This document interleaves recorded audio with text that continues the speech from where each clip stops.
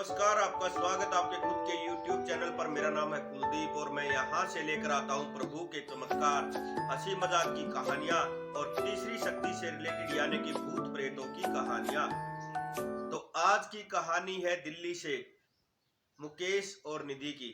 मुकेश और निधि दोनों पति पत्नी हैं और ये दोनों जॉब करते हैं। नई नई शादी हुई है अभी इनकी और ये दोनों जो है देहरादून जाने का प्रोग्राम बनाते हैं। अपनी मैरिड लाइफ शुरू करने के लिए ये देहरादून घूमने जाने का प्रोग्राम बनाते हैं। तो इनके पास एक गाड़ी है छोटी सी, और जैसा कि मैंने आपको बताया ये मिडिल क्लास से ही रिलेटेड है, कोई ज़्यादा पैसे वाले नहीं। लेकिन ये भी नहीं है कि किसी प्रकार की कोई दिक्कत कोई समस्या है इन्हें पैसे वैसे की। हाँ, ये है काम चल रहा है। बट देखिए, जहाँ भी थोड़ी बहुत शेविंग हो सकती हो तो सभी को करनी भी चाहिए, और यही सोचकर ये जो है अपना उसी हिसाब से प्रोग्राम बनाते हैं। तो ये अपनी गाड़ी से जो है देहरादून के लिए निकलते हैं, और जब जिस टाइम पर ये पहुंचते हैं तो देहरादून में भीड़ काफ़ी है। छुट्टियां चल रही हैं, किसी भी होटल में इसे इन्हें रूम नहीं मिल रहा है। काफ़ी ट्राई ये कर चुके हैं लेकिन इन्हें रूम कहीं भी नहीं मिल रहा है, काफ़ी थके हुए हैं। और मुकेश जो है ये कहता है इनको, निधि को, कि पहले खाना खा लेते हैं उसके बाद रूम का देखते हैं। तो निधि कहती है अरे खाना तो हम खा लेंगे लेकिन उसके बाद क्या करेंगे, रेस्ट करने के लिए रूम तो चाहिए। तो मुकेश कहता हाँ मैं भी बहुत थका हुआ हूँ क्योंकि मैंने ड्राइविंग भी की है। तो कहती है निधि कि ड्राइविंग तो मैंने भी की है। तो मुकेश कहता कोई बात नहीं, अगर कहीं मिलता है तो ठीक है रूम, नहीं तो ये सामने जो 5 स्टार होटल है इसी में एक रात रुक लेते हैं, सुबह निकल लेंगे। तुम बैठो थोड़ी देर गाड़ी में, मैं आता हूँ। ये अंदर जाता है होटल के, और जितनी स्पीड से ये अंदर गया उतनी स्पीड से भागते हुए वापस आता है और कहता है यहाँ तो बहुत महंगा है, 15,000 रुपये एक नाइट का बता रहे हैं ये। इतने में तो हमारा जो है पूरा ट्रिप खत्म हो जाएगा। तो निधि कहती कोई बात नहीं, हम पहले चलो खाना ही खा लेते हैं। थोड़ी जो इनकी मीठी नोकझोंक हुई है उसमें थोड़ा ये रिफ्रेश हो गए हैं। तो एक ढाबे पर जाकर खाना खाने लग जाते हैं। खाना खाने के बाद जो ढाबे का वेटर है उसे ये कहते हैं कि देखिए आप यहाँ के लोकल हैं क्या, हमें यहाँ कोई रूम दिलवा सकते हैं आप किसी होटल में। तो वेटर कहता है हाँ क्यों नहीं, जो ये हमारे ढाबे के मालिक हैं इन्हीं का होटल है, आगे चल के उसी में आपको रूम मिल जाएगा। तो निधि कहती है किराया बताइए उसका कितना रहेगा।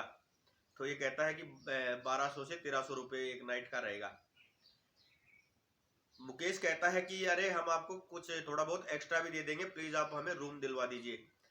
तो वेटर कहता है अरे एक्स्ट्रा की जरूरत नहीं है, आप अगर डेली खाना हमारे इसी ढाबे में खाएंगे तो आपको 1000 रुपये में ये रूम पड़ जाएगा। तो ये दोनों बहुत खुश होते हैं और कहते हैं कि चलो हमें रूम दिखाओ। तो ये जो वेटर है ये इन्हें लेकर इनकी गाड़ी में चल पड़ता है, और वो जो पार्किंग है, मतलब ये टूटा फूटा सा एक रोड है, पत्थर वत्थर है, देखिए पहाड़ी हिल एरिया है तो पत्थर तो होंगे ही। खैर उस पार्किंग में 4-5 गाड़ियां और भी खड़ी है, वहीं पर ये इनकी गाड़ी खड़ी करवा देता है। और वहां से करीब 200-250 मीटर दूर वो होटल है, ग्रीन से कलर का एक होटल है, और उसमें ये कहता है कि ये होटल है, यहाँ पर आपको रूम मिल जाएगा। तो ये कहता है कि चलो 3rd फ्लोर पे जो है वो रूम है। मुकेश कहता है अरे नीचे यहाँ ग्राउंड फ्लोर पे नहीं मिल जाएगा क्या कोई। तो वो कहता है वेटर ग्राउंड फ्लोर पे तो 6000 रुपये का रूम है, अगर तुम्हें चाहिए तो देख लो। तो ये कहते हैं दोनों कि नहीं नहीं, इतने हमारे पास फालतू पैसे नहीं है, हम 3rd फ्लोर पे ही रह लेंगे, कोई दिक्कत नहीं है। और हमें होटल में रुकना ही कितनी देर है, रात में बस सोना ही तो है, बाकी तो हम घूमने निकल जाएंगे। तो ये 3rd फ्लोर पे जाते हैं, रूम देखते हैं, रूम इन्हें पसंद आता, और ये वेटर को 200-300 रुपये एक्स्ट्रा भी देते हैं टिप के तौर पे। और वो इन्हें थैंक यू बोलकर चला जाता है और कहता है कि कुछ भी चाहिए तो ये फोन रखा हुआ है, आप रिसेप्शन पर कॉल करके मंगवा लीजिएगा। अब ये दोनों जो है मतलब लेट गए हैं थोड़ा सा, क्योंकि थके हुए काफी थे। निधि कहती है कि मैं नहा कर आती हूँ और आप एक काम कीजिए घर पर कॉल करिए। तो ये देखता है कि मोबाइल में जो है बैटरी बहुत कम है, मोबाइल बंद होने वाला है। तो निधि को बोलता है मोबाइल में तो बैटरी ही नहीं है और चार्जर गाड़ी में छूट गया है। तो निधि कहती है फिर चार्जर क्या आप सुबह लेकर आओगे। तो ये कहता है नहीं, मैं थोड़ी देर में जाकर ले आऊंगा, थोड़ी देर एक बार कमर सीधी कर लेता हूँ मैं। तो मुकेश थोड़ी देर लेट जाता है, और जैसे ही निधि नहाकर बाहर निकलती है देखती है ये जो है सो गए हैं। निधि इसे उठाती है और कहती है कि चार्जर लेकर आओ, फिर रात में कहाँ जाओगे। तो मुकेश जो है चार्जर लेने के लिए जब गाड़ी में जाता है और जाकर देखता है तो पार्किंग में सिर्फ इन्हीं की गाड़ी खड़ी है और कोई गाड़ी नहीं है। और देखिए इनके पास एक टॉर्च होती है मुकेश के पास, उसकी इन्हें सेल लेने थे, मतलब जो बैटरी होती है टॉर्च की वो लेनी थी। तो ये जैसा ऊपर मार्केट में जाता है तो वहां पर पूरी मार्केट अभी भी खुली हुई है, लेकिन सिर्फ वही ढाबा बंद है जिसमें इन्होंने खाना खाया था। ये वापस आता और निधि को कहता है कि मुझे यहाँ पर कुछ अजीब सा लग रहा है। तो कहती क्या अजीब लग रहा है।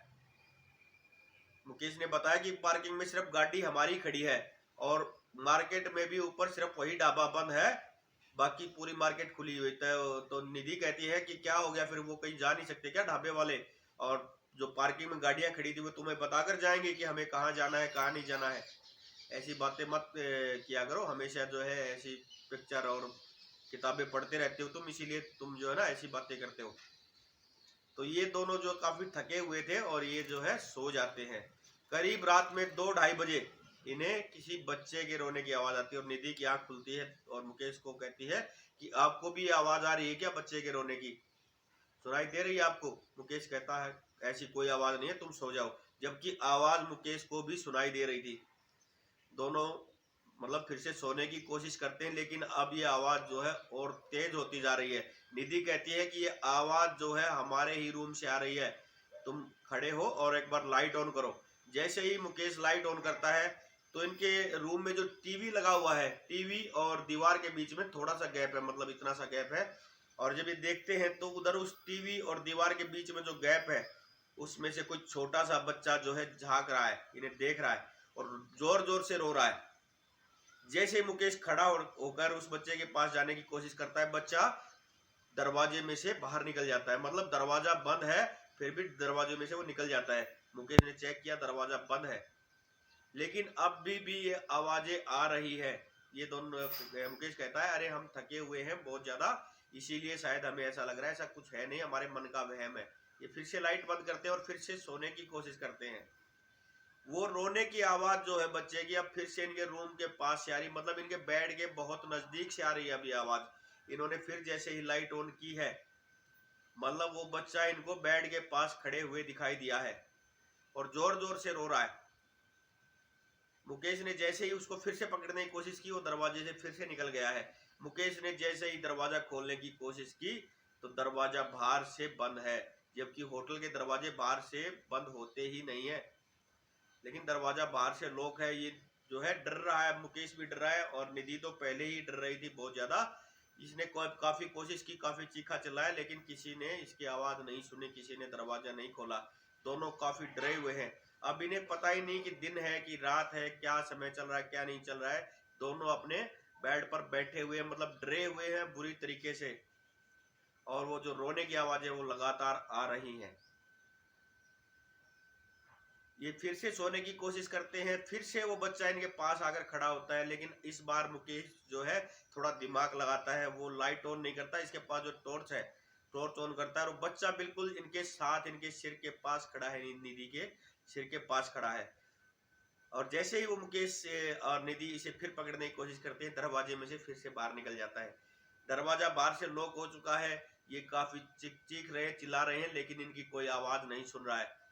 बार बार फुसफुसाने की आवाजें आ रही हैं, लेकिन ये बहुत चीखे मार मार कर रो चुके हैं दोनों, लेकिन दरवाजा कोई खोल ही नहीं रहा है। अब इन्हें नहीं पता कि दिन है कि रात है क्या नहीं है। काफी डर इनके अंदर घुस चुका है। तभी ये दोनों दरवाजे के पास बैठे थे और रो रहे थे। इतनी देर में कोई बाहर से कहता है अरे कौन है अंदर। तो ये कहते हैं कि मतलब ये एक तरह से रहम की भीख मांगते हैं कि प्लीज आप जो भी है दरवाजा खोल दीजिए, हम यहाँ पर फंस चुके हैं, दरवाजा बाहर से लॉक है। तो वो कहता है कि आप दरवाजे से थोड़ा हट जाइए, दरवाजा अंदर की तरफ खुलेगा और कहीं आपको चोट ना लग जाए। ये दोनों थोड़ा साइड होते हैं और वो इंसान जो है दरवाजा खोलता है और मुकेश बाहर निकलते ही उससे लिपट जाता है, मतलब उसके गले से लग जाता है और बार बार उसको थैंक यू बोल रहा है और निधि भी बार बार उसको धन्यवाद बोल रही है। मतलब ये दोनों इस तरह से डरे हुए कांप रहे हैं दोनों। तो वो जो इंसान है वो इन्हें पूछता है, वो शख्स, कि आप लोग कब आए थे यहाँ पर। तो ये कहते हैं हम रात में आए थे।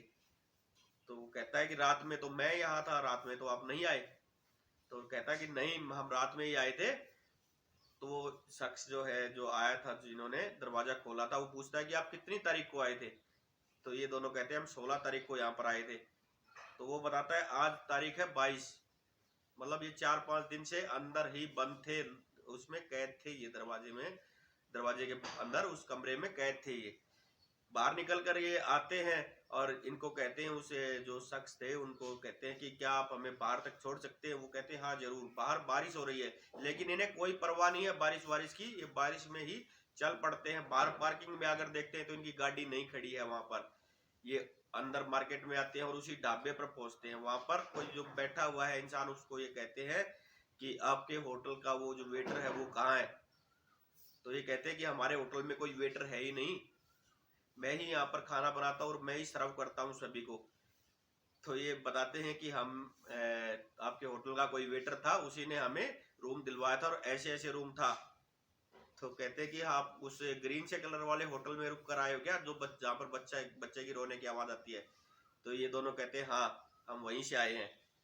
तो ये कहता है जो होटल का ढाबे का मालिक है कि पहली बात तो मेरा कोई ढाबा नहीं, हम इतने बड़े आदमी नहीं कि हमारा कोई होटल हो, हमारा तो बस एक छोटा सा ढाबा है। और दूसरा, वहां से कोई वापस नहीं आता, तुम लोग झूठ बोल रहे हो। अगर 2 इंसान वहां जाते हैं, उस होटल में रुक कर आते हैं 2-3 घंटे भी, तो सिर्फ एक ही वापस आता है, दूसरा इंसान उस बच्चे की तरह ही रोता है। तो ये कहता है कि नहीं, हम दोनों ही वापस आए हैं और पार्किंग में हमारी गाड़ी भी नहीं खड़ी है। तो ये जो ढाबे का मालिक है ये कहता है वो छोटी सी गाड़ी काले से कलर की, जिसके ऊपर ऐसा ऐसा स्टिकर लगा हुआ, वो तुम्हारी है क्या? तो ये दोनों कहते हैं हाँ हमारी ही है, कहाँ है? तो ये कहते हैं कि हमारे ढाबे के सामने आपने ये गाड़ी खड़ी हुई की हुई है कितने दिन से, सबसे पहले तो आप उसे हटाइए, वो दुकान का मालिक हर रोज हमारे पास आता है। तो ये दोनों जाते हैं, सामान देखिए ये सब वहीं पर छोड़ कर आ चुके हैं ढाबे में, नहीं होटल में जहां पर ये रुके हुए थे, मतलब अपना कोई सामान नहीं लेकर आए हैं ये। लेकिन देखिए इत्तेफाक कि गाड़ी की चाबी अभी भी मुकेश की जेब में है। ये दोनों गाड़ी में बैठते हैं और वहां से निकल लेते हैं। लेकिन जैसे ये हाईवे पर पहुंचते हैं, उसी बच्चे के रोने की आवाज इनकी गाड़ी से आ रही है, अब इनके पीछे वाली सीट पर। और ये 1 सेकंड नहीं लगाते, गाड़ी रोककर गाड़ी से नीचे उतर जाते हैं। और जब ये देखते हैं तो वो बच्चा इनकी गाड़ी में पीछे वाली सीट पर बैठा हुआ है और रो रहा है जोर जोर से। अब ये दोनों डरे हुए हैं काफी तेज। रहा सहा उस ढाबे वाले ने इनको बोल दिया है कि ये बच्चा जो है एक इंसान को लेकर जाता है, दो में से। लेकिन अब ये करे भी तो क्या करे, गाड़ी के पास भी नहीं जा सकते, अंदर भी नहीं जा सकते गाड़ी में, करे क्या? लेकिन आप लोगों ने देखा होगा कि पहाड़ी एरिया में कहीं भी छोटे छोटे जो है मंदिर बना देते हैं देवी देवताओं के। जैसे एक बस की लाइट लगती है तो इन्हें दिखाई देता है कि वहां पर एक बालाजी का मंदिर बना हुआ है छोटा सा, और निधि जो है उस मंदिर के सामने जाकर बैठ जाती है और बाबा से अरदास करती है कि बाबा अपनी बच्ची को बचा लीजिए, मैं बहुत डरी हुई हूँ। और एक हाथ से ये मुकेश का हाथ पकड़े हुई है। तो गाड़ियां आ रही हैं जा रही हैं रोड से, लेकिन वो बच्चा इन्हें अभी भी गाड़ी में दिखाई देता है। इतनी देर में एक 18-19 साल का कोई नौजवान लड़का आता है और कहता है अरे भाई साहब, आपने ये गाड़ी यहाँ पर क्यों खड़ी की हुई है? यहाँ से गाड़ी हटाइए, यहाँ पर गाड़ी खड़ा करना अलाउड नहीं है। और जो है आप चिंता मत कीजिए, आराम से घर जाइए, कोई समस्या नहीं होगी। ये मानिए कि वो जो नौजवान था वो बालाजी का रूप बनकर इनके पास आया था और ये वहां से सीधा दिल्ली आए हैं और इन्हें कोई समस्या नहीं हुई है। उसके बाद देखिए, बालाजी का कोई जरूरी नहीं कि बड़ा मंदिर हो, प्राचीन मंदिर हो, वही चमत्कार करेगा। इन्हें आप अपने घर पे भी बैठ के याद करते हैं तब भी आपकी मदद करते हैं। तो ये थी आज की कहानी। उम्मीद करता हूँ आपको पसंद आई होगी, और अगर पसंद आई हो तो लाइक करना, शेयर करना और कमेंट में लिखना जय वीर बालाजी। और अगर चैनल पर नए हो तो प्लीज सब्सक्राइब करना दोस्तों, मुझे आप लोगों की सपोर्ट की बहुत जरूरत है। हर हर महादेव, जय श्री श्याम।